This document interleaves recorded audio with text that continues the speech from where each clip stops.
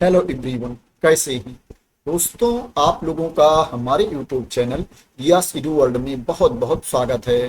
दोस्तों, Indian institute of science के अंतर्गत भारतीय विज्ञान संस्थान के अंतर्गत वैकेंसी है, जो पोस्ट है टीचिंग असिस्टेंट की पोस्ट है। अगर आप इंडियन इंस्टीट्यूट ऑफ साइंस भारतीय विज्ञान संस्थान के अंतर्गत टीचिंग असिस्टेंट की पोस्ट पर जॉब करना चाहते हैं तो आप इसमें अप्लाई कर सकते हैं। आपको ऑनलाइन मोड में अप्लाई करना है।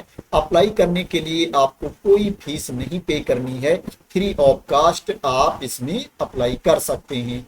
बात करें इसके लिए आपके पास क्वालिफिकेशन क्या होना चाहिए, तो आपके पास पीजी की डिग्री होनी चाहिए। मैं आपको बता देता हूं कि इसमें स्पेसिफिक क्वालिफिकेशन क्या मांगा गया है। दोस्तों, इसमें बायोलॉजी की वैकेंसी है, teaching assistant undergraduate programme में बायोलॉजी की वैकेंसी है।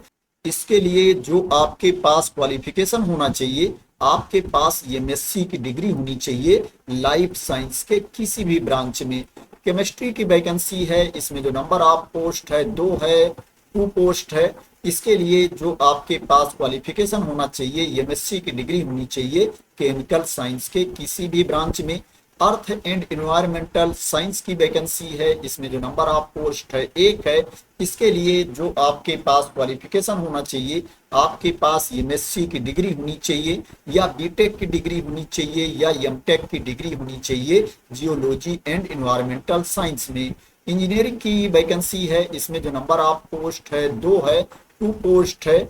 इसके लिए जो आपके पास क्वालिफिकेशन होना चाहिए, आपके पास एमएससी की डिग्री होनी चाहिए या आपके पास बीई की डिग्री होनी चाहिए या बीटेक की डिग्री होनी चाहिए इलेक्ट्रॉनिक्स में या कंप्यूटर साइंस में। टीचिंग असिस्टेंट मटेरियल्स की वैकेंसी है, इसके लिए जो आपके पास क्वालिफिकेशन होना चाहिए, एमएससी की डिग्री होनी चाहिए आपके पास फिजिक्स या केमिस्ट्री में या आपके पास बी या बीटेक की डिग्री होनी चाहिए मटेरियल्स में, मेटालर्जिकल में, पॉलीमर्स में या मैकेनिकल इंजीनियरिंग में आपके पास डिग्री होनी चाहिए।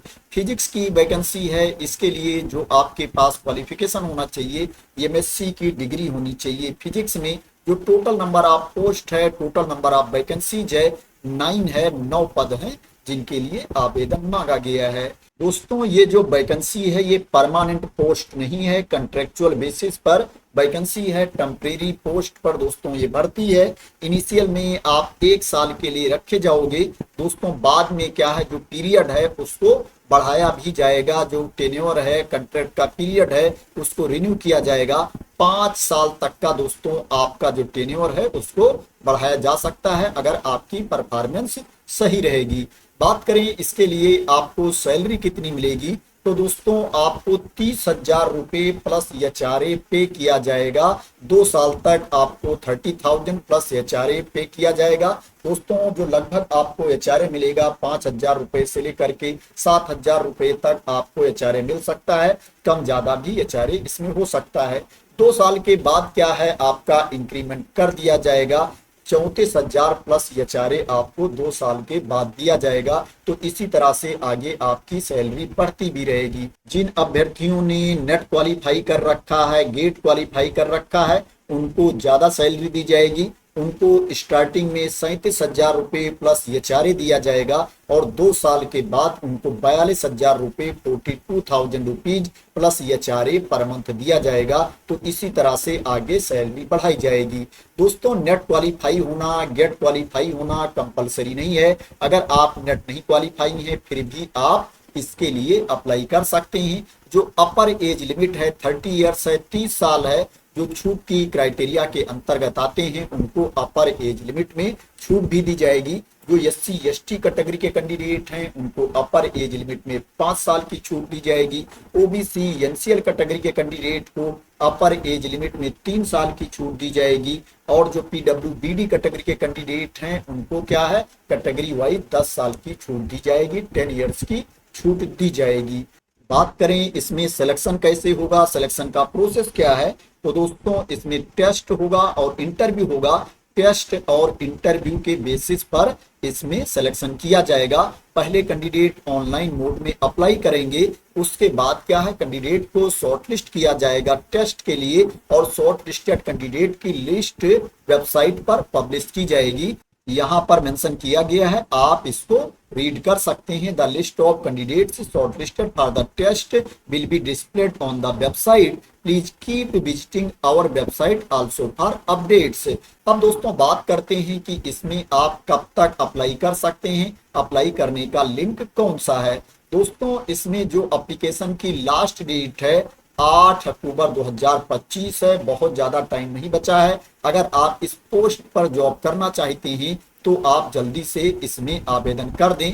दोस्तों अप्लाई करने का लिंक कौन सा है, ये अप्लाई करने का लिंक है। इसी पर आकर के दोस्तों पहले आपको रजिस्ट्रेशन करना है, उसके बाद आपको लॉगिन करके अप्लाई करना है। दोस्तों इसमें जो एज की गणना की जाएगी 8 अक्टूबर 2025 को एज की गणना की जाएगी। 8 अक्टूबर 2025 को जितनी एज इसमें बताई गई है उतनी एज आपकी होनी चाहिए। दोस्तों इसमें एप्लीकेशन की हार्ड कॉपी आपको नहीं भेजना है, उसके बारे में भी यहाँ पर मेंशन किया गया है, आप इसको रीड कर सकते हो।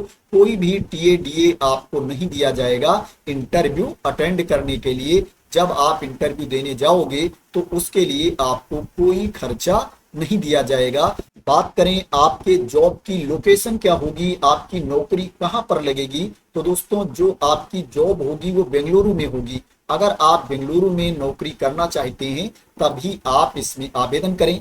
और दोस्तों ये परमानेंट पोस्ट नहीं है, कॉन्ट्रेक्चुअल बेसिस पर वैकेंसी है, सैलरी भी बहुत ज्यादा नहीं मिल रही है। इसलिए दोस्तों दूर के अभ्यर्थी अगर इतनी सैलरी में जॉब करने के इच्छुक हों, इतनी सैलरी में अपना गुजारा कर सकते हैं तभी वो आवेदन करें। नहीं दोस्तों दूर के कैंडिडेट इसमें अप्लाई ना करें, जो आसपास के अभ्यर्थी हैं वो इसमें आवेदन करें। दोस्तों जब परमानेंट पोस्ट पर भर्ती आएगी या दोस्तों आपके नजदीकी एरियाज में, आपके नजदीकी लोकेशन में जब वैकेंसी आएगी तो उसके बारे में भी मैं आप लोगों को इंफॉर्मेशन दूंगा, तब आप लोग उसमें अप्लाई कर देना। तो दोस्तों आशा करते हैं कि आपको इस वैकेंसी के बारे में क्लियरिटी मिल गई होगी और आप लोग मेरे द्वारा दी गई इंफॉर्मेशन से सेटिस्फाई होंगे।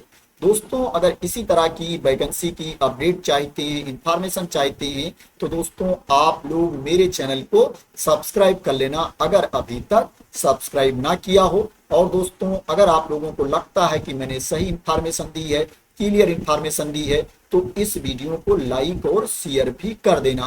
दोस्तों यहाँ पर एक कंडीशन और है कि इसमें जो क्वालिफिकेशन मांगा गया है, जो डिग्री मांगी गई है, बताया गया है कि आपको फर्स्ट क्लास में पास होना चाहिए, प्रथम श्रेणी में आपको उत्तीर्ण होना चाहिए। जो एससी कैटेगरी के कैंडिडेट हैं, एसटी कैटेगरी के कैंडिडेट हैं, उनको क्या है सेकंड क्लास में पास होना चाहिए, द्वितीय श्रेणी में उत्तीर्ण होना चाहिए। तो थैंक यू सो मच दोस्तों फॉर वॉचिंग।